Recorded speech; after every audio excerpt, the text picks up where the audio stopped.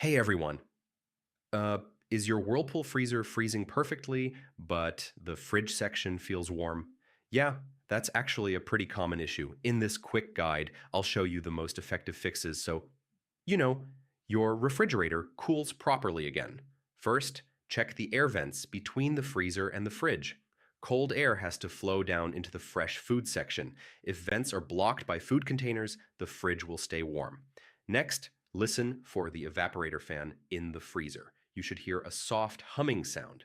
If the fan isn't running, cold air won't circulate into the fridge compartment. Now check your temperature settings.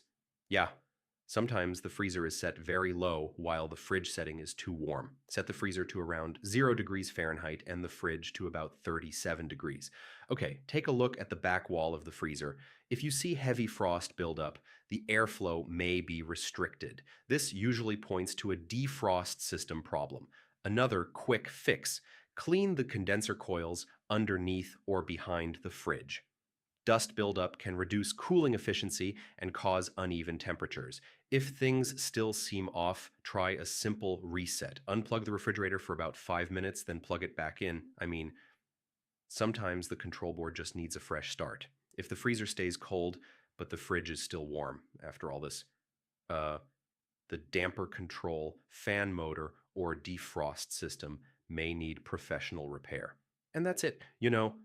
These are the fastest ways to fix a Whirlpool fridge that's warm while the freezer works fine. If this helped, don't forget to like and subscribe for more quick fixes. Hey, everyone.